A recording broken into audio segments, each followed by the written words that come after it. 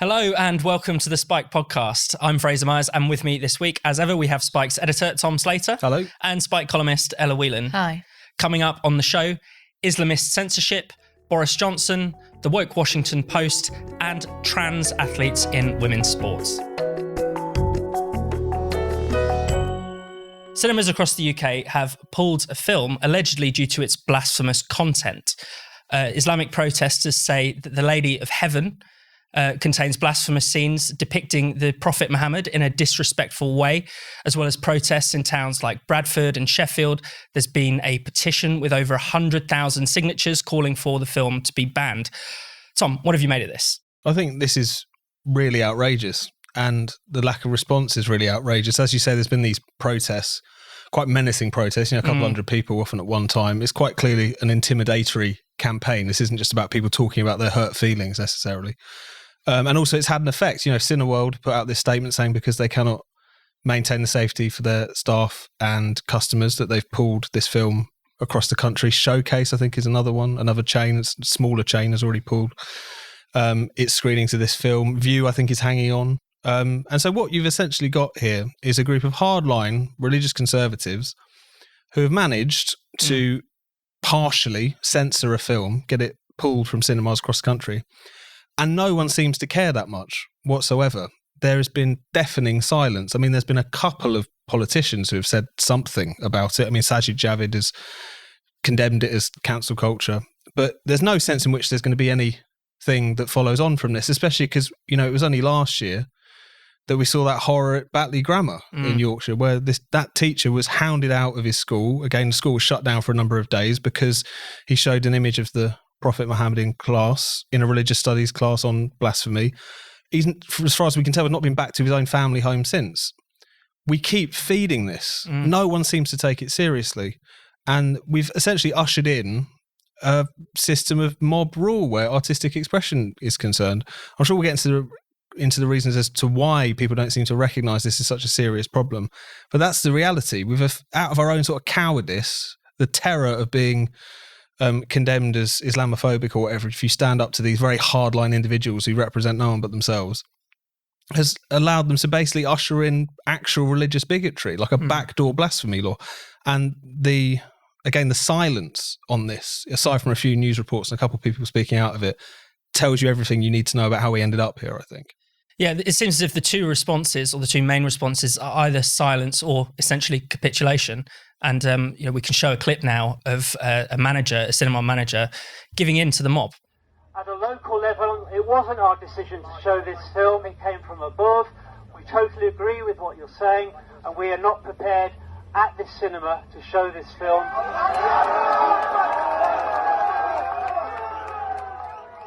Ella, what have you made of this? As Tom suggests, this is not the first time by any stretch of the imagination that, essentially Islamic blasphemy rules have trumped free speech in what is supposed to be a 21st century secular liberal democracy.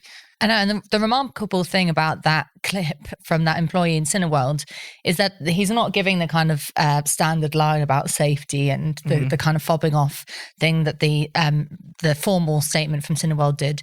He literally says, "We agree with you.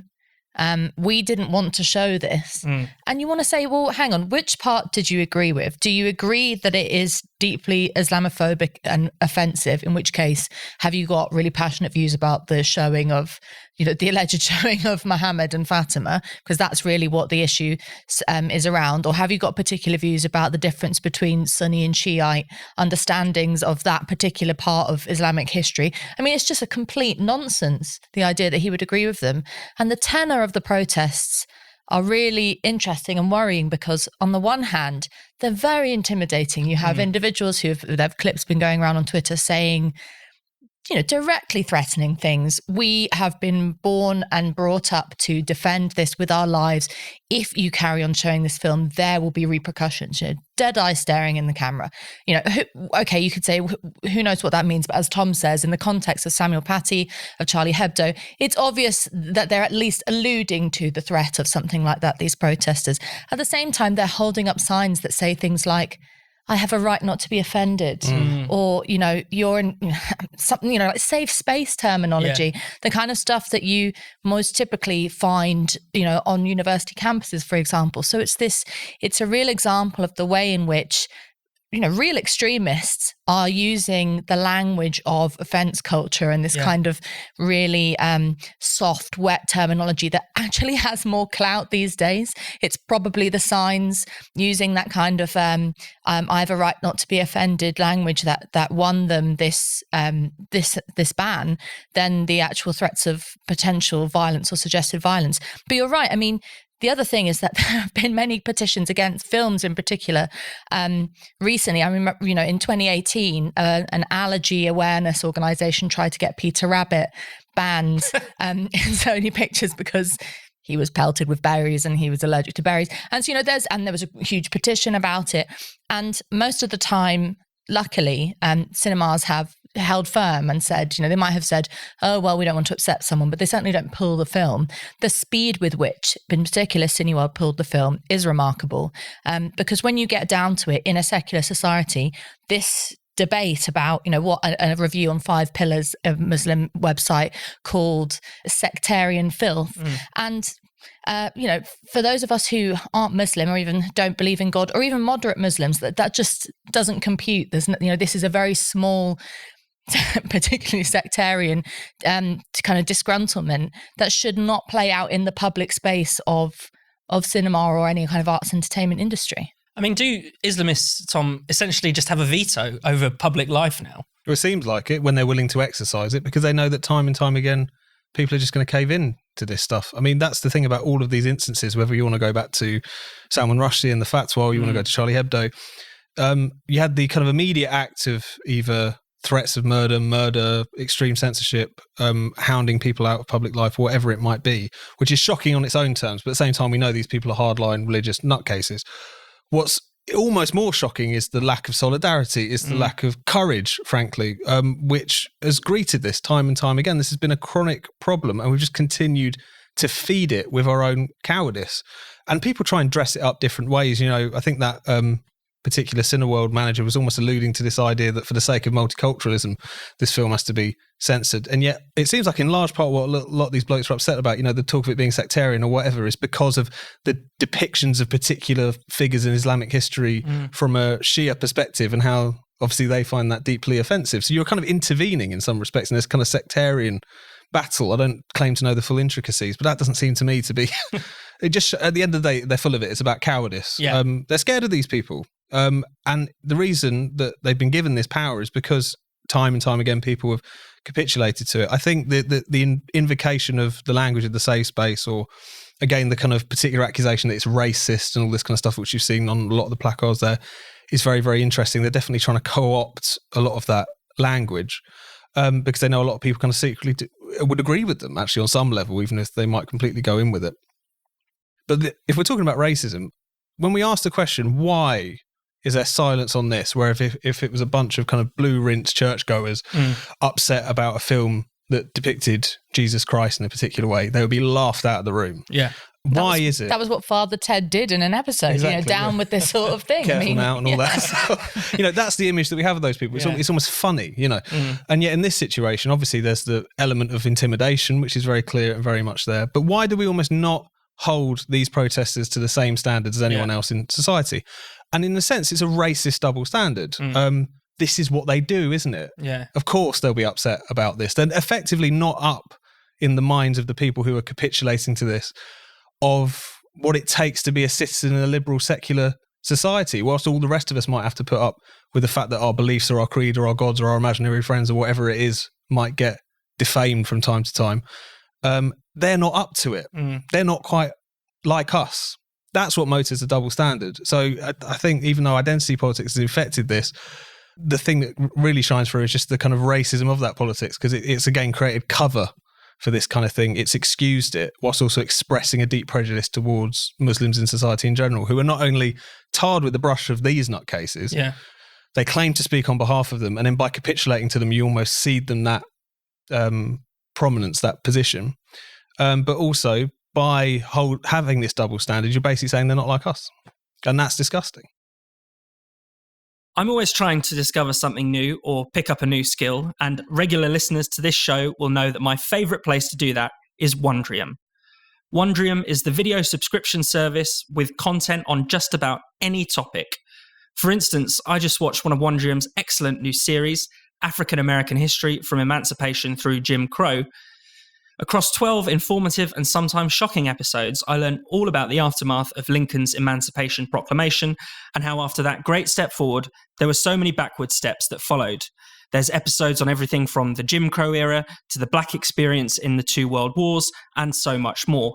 This is a must-watch series, which I think you'll love too. Wondrium is focused on helping us become better versions of ourselves. With Wondrium, you can explore audio and video courses on hundreds of topics taught by university professors. You can watch documentaries to help you learn more about the world around you. And you can find video tutorials that teach you new hobbies like photography, cooking, and more.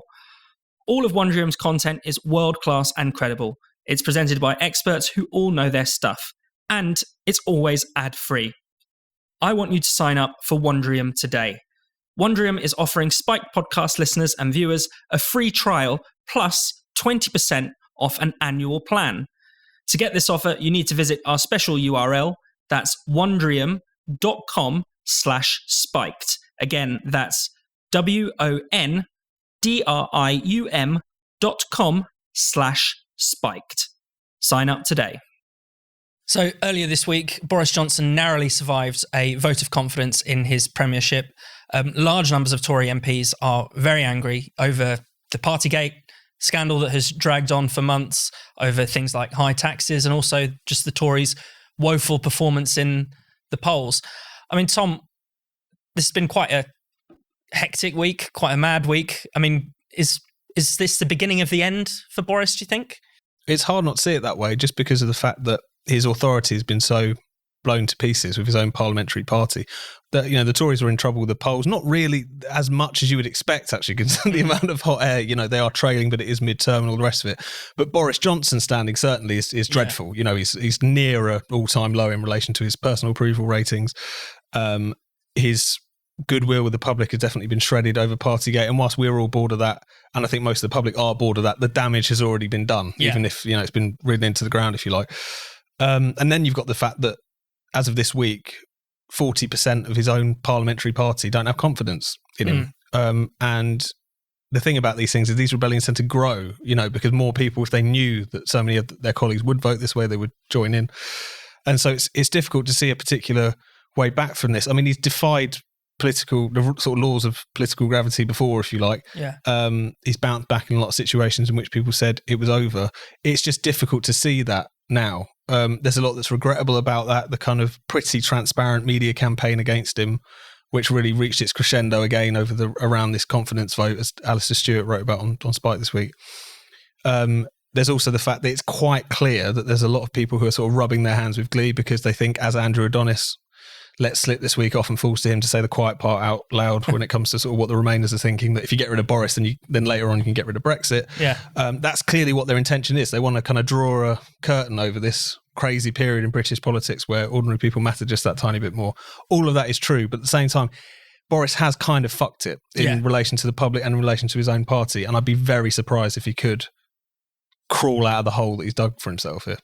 Yeah, I mean, Ella, obviously, you know, even if we acknowledge Boris's many, many faults, there is also something slightly worrying about the opposition to Boris, particularly where it's coming from, not just from like Remainers like Andrew Adonis, but people like Jeremy Hunt, for instance, who's made no secret of his, you know, leadership ambitions. Most definitely. I mean, if you look at the list of hopeful replacements, it's depressing. It's, you know, Jeremy Hunt, who, okay, he got Nadine Dorries certainly showed what she thought about him this week, going for him on Twitter. Calling him duplicitous. But I mean, her raising of his, you know, track record in relation to his former positions in government are, you know, she's got him banged to rights. He is not a successful politician by any sense of any kind of public sentiment. He didn't do his job well. So just because he's this kind of slightly slightly sort of backdoor ambitious kind of person who manages to slip in the right time doesn't necessarily mean he'd be a good prime minister. I mean, Liz Truss, Tom Tugendhat is suggested. I mean, Christ, I really wouldn't want to be, I wouldn't want any of those people to be my prime minister. And I can say that at the same time as I'm not very happy with Boris Johnson at the moment. But I think it's really telling that the vast majority of the focus of why Boris has to go is actually now, even at this point, not that much to do with Partygate. It's really actually to do with Brexit. And even in these kind of very subtle forms where you have people, both political commentators and politicians themselves, coming out and saying things like, this is a man that has presided over chaos. And actually what they're talking about is the fact that he, secured Brexit and that during that and after that 2019 election. And below, if you scratch the surface, below everything is a desire to overturn what they see has been 6 years since 2016 of just horror and mess and, terrible upset. And we just need to wipe the slate clean by putting in, someone that Tobias Ellwood supports, classic huge Remainer.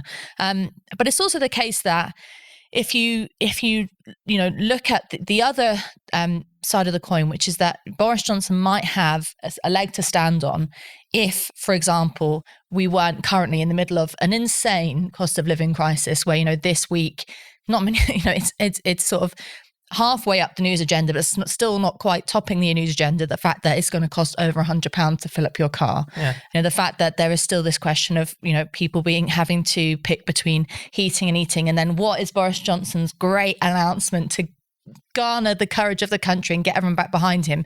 That the Great Reset is going to involve allowing people on benefits to own their own homes, as if that's top of anyone's list who is on benefits. So it's just, he does himself no favours. There's nothing about him anymore. He actually doesn't have either the pandemic or the vaccination programme or Brexit to lean on anymore. It's too far in the past, or at least, for some people it's not, but it should be too far in the past. So it's incredibly hard to defend him, despite the fact that he won the vote. I mean, Tom, it's interesting to see how a lot of the Tory figures are more worried about losing votes in the so-called heartlands in the south. They're more worried about their performance there than they are in losing ground in the red wall, so to speak. I mean, it's almost as if they want to turn the clock back on that period. They don't want to have to listen to these oikish red wall voters. They want to go back to their comfort zone. No, I think that's definitely a big part of it. And I think there's a kind of sense in which, particularly for a figure like Jeremy Hunt or any of the kind of, sort of more wet Tory characters who are competing for that kind of spot on the ballot paper and the leadership vote to come. There's this kind of sense we have to go back and listen to our base, because they've been very upset by all of this stuff that we were going to do in terms of levelling up, them being left behind. I mean, all of these kind of leafy, wealthy southern seats, thinking that they're going to become the new left behind areas. It's slightly ridiculous, but it shows that even the Tory party is large sectors of it are very uncomfortable with what's happened, what their new base is, and all the rest of it. And I completely agree with Ella. I think if there was something else that Boris Johnson could point to, then he would be in a better place with voters as well as with his party, who, because the Tory party is so, on the one hand, transactional and just interested in power, but also kind of clueless and disorientated in recent years, that, as long as there was some kind of direction, they would kind of, by and large, kind of go along with it. But if you think about anything that gave him the sort of populist energy that he had beforehand, all of that's completely been blown to pieces now. I mean, if anything, on a lot of the big issues and ones that are directly affecting us now, he has sort of thrown his lot in with the sort of like metropolitan elite dogmas around green politics. The culture war, even though he's often done up as some big culture warrior, he's very sheepish on in general. He never has the ability to really capitalise on it, see it as a serious issue. So there's nothing else that you can point to, really, I think is the problem for him at the moment. I think on that thing about all these commentators saying, well, we get rid of Boris, we get rid of Brexit, we get rid of Boris, we get rid of populism. On the one hand, it's just incredibly naive, I think, and ridiculous. Because of the fact that whilst they might have kind of personalised in the figure of Boris, this is why they hate him so much. He's not that outrageous a character in many respects, but they hate him so much because they see him as like this avatar for everything that's gone wrong and their own kind of descent into semi-madness over recent years. The idea that just because they've managed to take down or the leader, the sort of one-time leader of this populist revolt, is kind of self-destructed because of his own terrible tendencies, that all of those people are going to think, you know what, you were right. Yeah. We should just be ruled by Brussels, or we should just be ruled by Tom Tugendhat or someone's kind of similarly managerial and slippery. It's ridiculous. But at the same time, there is a danger that it does deal a significant blow. I think that the reason for optimism is because of the fact that all you got to do is look to America, really, where, again, you have a blow against the defeat, rather, of the very flawed vehicle for populism over there, a return of the kind of old regime, the adults returning to the room, normalcy being returned and all that kind of stuff. A pretty explicit sense that we're going to put a lid on all of this now. And then everything continues to go mad. It pops up in all different places, not least because you have the regime kind of overreaching in all sorts of different places. You have new battlefronts in education or in culture or around discussions of tech really sort of livens up. You can't make this go away because of the fact that fundamentally this is about ordinary people wanting to be able to speak their minds, wanting to have genuine representation in public life, not wanting to be condescended to or controlled anymore. And that's not just going to evaporate because of the fact that Boris Johnson was eventually kind of tripped up by a combination of his own failures and a pretty concerted campaign against him. So I think there's always reason for hope there, because the fact that whilst the Boris Johnson era might be edging towards its close, although we never know what might happen next, the populist era isn't going anywhere, I don't think. Spiked is launching an internship program. We are offering paid placements to aspiring writers, podcasters, and video makers who want to cut their teeth at the world's best political magazine. You'll work with us for 6 months, full-time, in London, starting from July, and there's the possibility of more work at the end of it. You can apply for an editorial internship, where you'll help us to produce our articles, features, and essays, or an audiovisual internship, where you'll help us to produce our podcasts and videos like this one. To find out more and to apply, just go to spiked-online.com/interns. That's spiked-online.com/interns. Good luck. So the Washington Post, one of America's most prestigious liberal newspapers, has gone into absolute meltdown.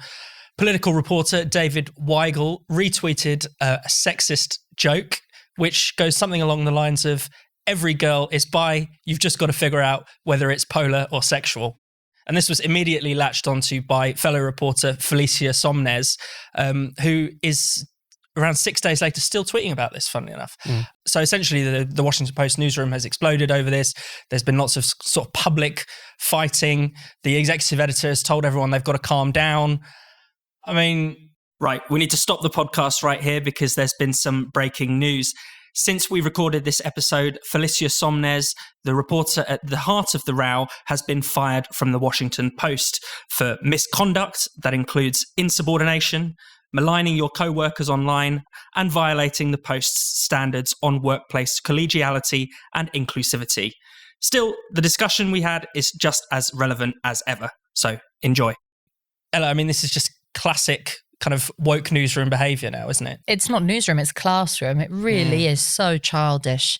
I mean, the joke itself is, childish. And this idea that women are either mad or up for a shag. But whatever, it's it's funny, it's stupid. It's not meant to be a serious thing. It's meant to be a stupid joke. A serious statement on. Yeah, it's not a statement of political intent. Commensurate to the level of outrage. And that's what I mean. The ridiculousness of the joke becomes heightened and ever more obvious the more Sonmez and others have poured their outrage on top of it, because you just think, and particularly I have to say, people, particularly with the question of bi, people have been joking about bi people for a very, it's a touchy subject in the LGBTQ plus whatever community, but jokes about bi people have been around for a long time. So just the idea that this would ignite your moral outrage in this kind of a way is very, very weird, almost as weird as, thinking about why Weigel retweeted it in the first place. In this in this culture, it's all going to,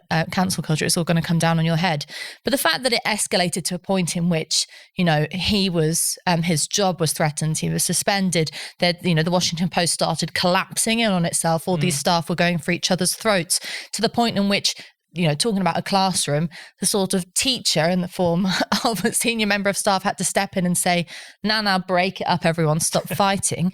It's just so ignoble. It's so embarrassing.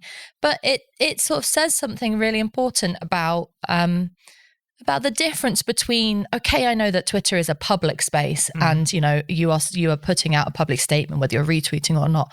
But the difference between understanding someone's personal enjoyment of a joke outside of the workplace and then suggesting that would reflect their professional engagement with you, that because somebody laughed at a stupid bi joke about women, that they would then walk into the coffee area on a Monday morning and expect you to have a mental breakdown or get into bed with them. It's that's a totally ridiculous idea, and it's a real fracturing of this very adult important concept of the difference between people's private lives, their professional lives, the fact that people can have different personas and the freedom that's involved in that.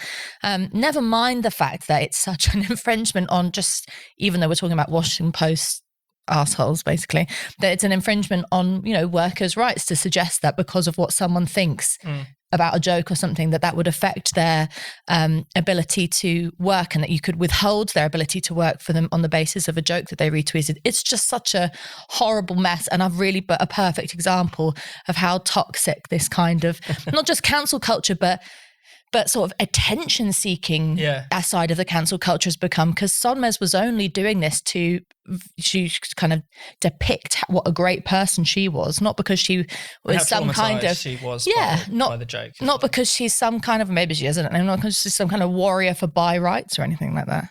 I wish we could say that this was a one-off, that they've just got a bit carried away. But this is becoming a regular occurrence now, especially in sort of journalistic establishments in the US, right? In the US, it's really off the rails now. I mean, there's been a few kind of famous cases in recent years. Obviously, there was the Barry Weiss's departure from the New York Times, kind of brought in as a somewhat centre-right, person, anti-woke, to kind of mix up the opinion desk, and just became the sort of target for a kind of concerted campaign of internal sort of bitching and bullying, arguments over Slack over things that she'd written or tweeted and all the rest of it, to the point where she actually ended up resigning. I think a resignation letter sets that out quite well, insofar as there is this somewhat generational internal battle within newsrooms between, as she would put it, older liberals and younger wokes. And what's fascinating is that you have even these quite these older, kind of quite esteemed higher up journalists who just capitulate to this nonsense. I mean, that's one thing about this Washington Post story, is it seems like everyone involved, apart from, with the exception maybe of Sonmez herself, knows this is ridiculous on some level. They have to kind of pretend that they found this joke really unacceptable and terrible, but he's apologised, so let's move on. But at the same time, they still feel the need to give into it. Also, at the New York Times, had when they published that piece from Tom Cotton, a Republican senator, I believe, talking about bringing the National Guard in to quell the BLM protests and riots, essentially. I believe it's their opinion editor had to leave over that, because you again had this sort of staff revolt, despite the fact, obviously, publishing pieces from sitting senators and Congress people is obviously a key part of what the newspaper of record would do. Again, there's been this rejection of it. It is, as Ella was saying, it's like the politics of the playground. It's running off and telling the teacher. I mean, you see these tweets from Sonmez, again, constantly just saying, why haven't my grievances been listened to, even after the fact that Weigel has been, suspended for a month. And then I think within this, I don't want to get too specific, but because some of the people involved are a little bit litigious, it seems like, but there is a clear thing as well, wherein whilst some people really have drunk the Kool-Aid of like offence culture and all that stuff, this stuff is also a very useful weapon to just have out your own workplace grievances. Yeah. It seems like Sonmez in particular, because she had this previous kind of brush with the Washington Post higher-ups over her own tweets. Interestingly, issue over which David Weigel actually defended her when she tweeted about Kobe Bryant's previous allegations of rape made against him in the wake of his death. This is something that's been a long-running axe to grind she has against them. Again, a lot of this stuff, it can just become a very convenient weapon, because you can claim to be incredibly traumatized, claim to be incredibly damaged, claim that this reflects the toxic culture of XYZ institution, and you're taken seriously, even when you're being patently ridiculous, as this particular journalist definitely was over the course of the past couple of days. Transgender cyclist Emily Bridges gave an interview to ITV earlier this week. Bridges essentially argued that the inclusion of trans women in women's sport was simply a matter of fairness and equality. Ella, do you think it's fair? No, it's very clearly not fair. I mean, even the fact that Emily Bridges is taking part in studies in Loughborough University, I think it is, to find out the extent to which lowering testosterone actually does make a difference, because anyone who knows more about science than me has already pointed to the fact that it's not just a case of how fast you can run or how fast you can cycle. It's about very, things deep inside you, like your lung capacity, like your bone density, that, sex difference is not just something that's, that we always talk about it as genitals. It's not just to do with your genitals. It runs through every part of your body. It runs through your muscle definition, all these things. It's not something that can be overturned with completely with a year, 2 years of taking drugs. So even Emily's involvement in this investigation in Loughborough would suggest that he must be open to some form of the understanding that there might be some kind of difference here. And we know that, there are these individuals who kind of rise to the fore who say, I'm different because I've fully transitioned, or I'm taking all the right kind of medication.